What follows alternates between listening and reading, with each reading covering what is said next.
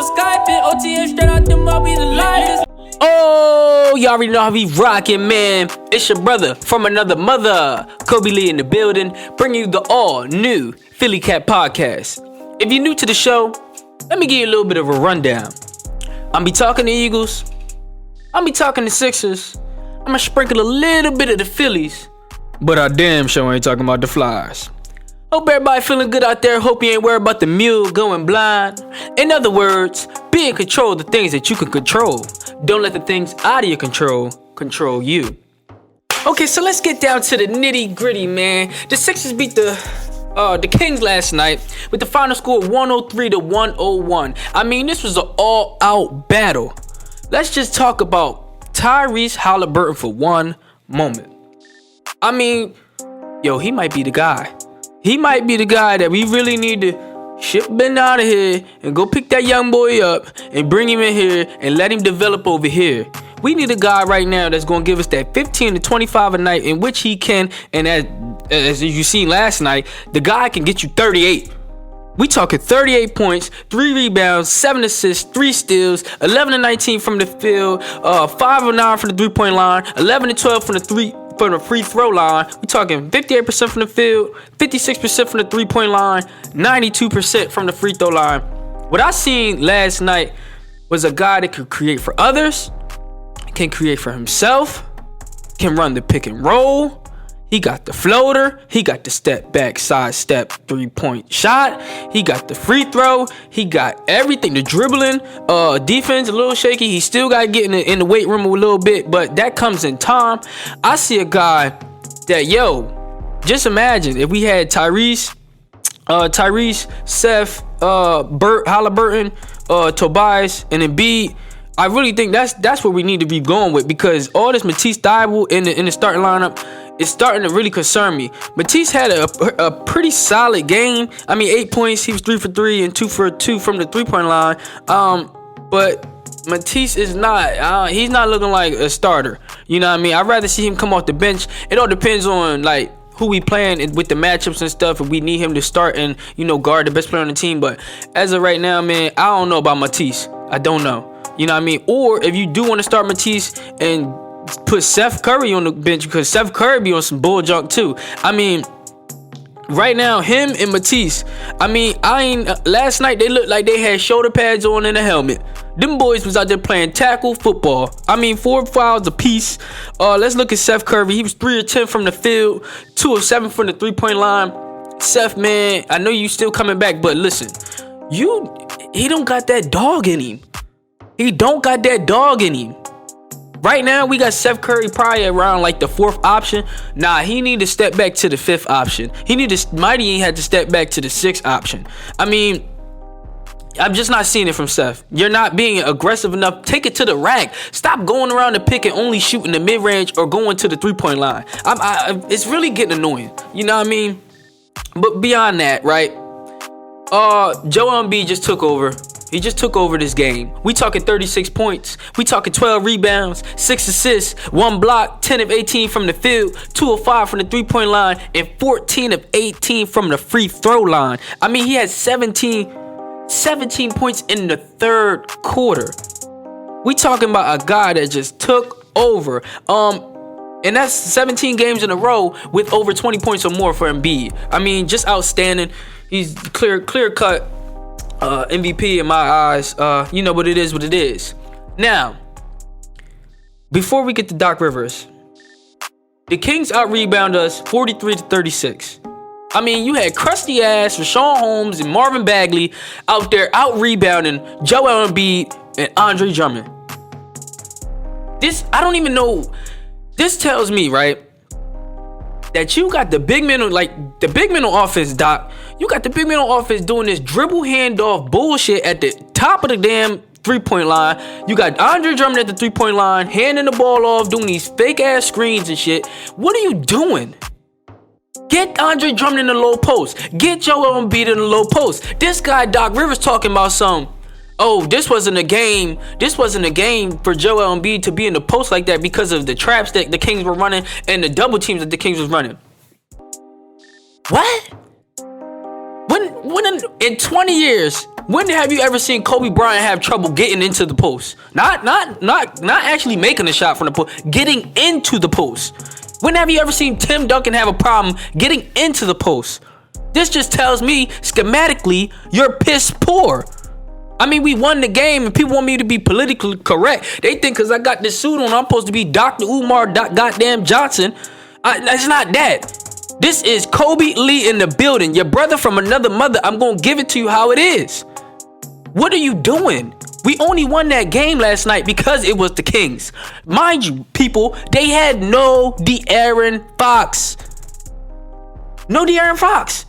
Just Haliburton. You had Rashawn Holmes with a damn near a double-double with 10 points and 9 boards. You had Harrison Barnes out there, 16 points, 8 rebounds, 5 assists. And honestly, he was tight broke. If you really 5 of 16 from the field, 2 of 7 from the 3-point line, he was broke. You really had nobody but this boy Haliburton. When were you going to double team him? When were you going to trap him? When were you going to get the ball out of his hands, Doc? You just going to let the guy take over and score 38? Really? A career high? Really? I mean, that's your MO. I see your MO, right? The young guys, a.k.a. Charlie Brown and Isaiah Joe, that I've been saying, that we've been seeing in these past couple games, been putting in work. Now that Danny's back, Pop Danny Green, a.k.a. Mr. Running to the bathroom because he can't hold his goddamn bladder when there's 2 minutes left before halftime. Come on now. Come on, Danny. Goddamn old-ass man out there, like I said. Then you got this ugly-ass rat mouth Johnny for Snatchy looking mother lover. Furkan Korkmaz talking 5 points. 1 of 4 from the field. 0 for 3 from the 3-point line. 3 or 4 from the free. What are you doing? Play them young bulls. He can't guard them. He can't guard them brothers out there running around on the field, on the court. And then you got George Niang, broken and broke, couldn't buy a goddamn bucket. If it was buy 2, get 1 for $1, we talking 1 of 5 from the field, 1 of 4 from the 3-point line, 3 points, 3 assists, 1 rebound. What are you doing, Doc? I mean, you play Isaiah Joe 3 minutes and you play Charlie Brown 2 minutes. Why, if I'm an NBA player, why would I want to play 2 minutes? You might as well sit me on the goddamn bench and give me my check. I don't understand what you're doing. Like, I just didn't get it. I just did not get it, man. And then when looking at it from home, right? Allah Abdul Nabi. Get this Harold and Kumar Life of Pi looking mother lover off the goddamn air. He's not a good matchup for Kate Scott. She's young, he's older. He went well with the great Mark Zumoff. They went well. They could go with when it's story time during the game. They could really gel with one another. They're not gelling together. I mean, she's hype. He's taking it down. He's being politically correct. No, you need to put Mark Jackson up in there, the bald black dude that's on the Comcast network. You need to put him up on there. We need somebody. At the end of the day, this is entertainment, my brother. You out there just giving us regular stats. Like, if you put some pizzazz up in that, what are you doing? I mean, you know what? Let me calm down because I spent good money for this suit. Now, beyond that, it definitely was a good win, okay? Don't get it twisted. It was a win. I take the dub all day. NBA Eastern Conference standings. Right now, the Sixers are in the third. We in the third spot right now. We tied with the Cavs at 30 and 19. Now listen, I thought we was gonna be in the fourth. But we ended up, we got the tiebreaker over the Cavs, so they put us at third. So if it was the end of the day, we got the third seed. Which tells me, like, does Ben Simmons really make us that much better? Because with or without him, we top 3 seed in the East. Easily. I mean, especially how Embiid's playing right now. Does Ben Simmons really make us better? I mean, now we can space the floor even more. So I don't really see, like, what's the problem with just moving him? Get him up out of here. We don't need to pay him all that money, man. We can go ahead and move him, and then we go ahead and go get Harden in the offseason or something. You know what I mean? And see what we could do this year, because I truly believe we're getting out of the first round. So we get dropped off in the second round. Was Ben Simmons going to really take us to the third round? Was he really going to get it to the finals? Mind you, people always say, why are Sixers fans like this? I'll tell you why. Why are even Philly fans like this in general? I'll tell you why. We live by a certain code. If you don't know the code, listen here. Listen to the following.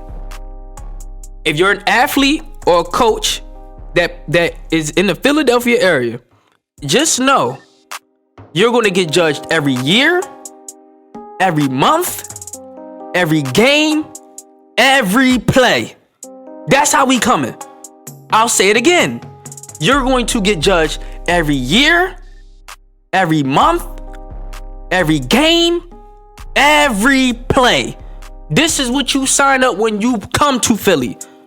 That's why we're the best sports media ever in the whole world. There's no sports media like Philly.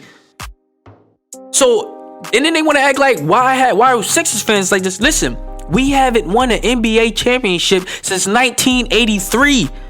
That's why we want to win. That's why we're so hard. We just went through a process. We went through the Tony Rotens. We went through the Kwame Browns. We went through the Tony Batiste of the world and the Jakar Sampsons of the world. We went through all of that. The Hollis Thompsons. Are you serious? Do I need to go down the line with the Elton Brands and all this other bullshit? We went through it. We want to win, and we want to win now. So Daryl Morey, the trade deadline is February 10th. You better make a move. If not, it's just another season, another wasted season of Embiid's career. He's in his prime now. Let's go get that boy Haliburton. Maybe add a little Buddy Hield with that. Maybe add a little Harrison Barnes. If you get Haliburton and Harrison Barnes, or Haliburton and Buddy Hield, I'll take it. I don't care. So oh, and also the fan that had a problem with Carmelo Anthony has been banned from the stadium. So it is what it is. We host Memphis on Monday. Let me know what y'all think in the comments, man. It's your brother from another mother, Kobe Lee in the building, signing out. And until next time, folks, T-Roy, take us home.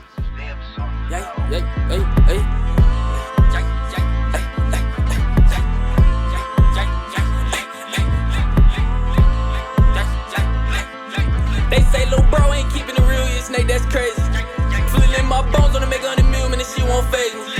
A biggie in paper, too many dollars, too many bills, somebody save me.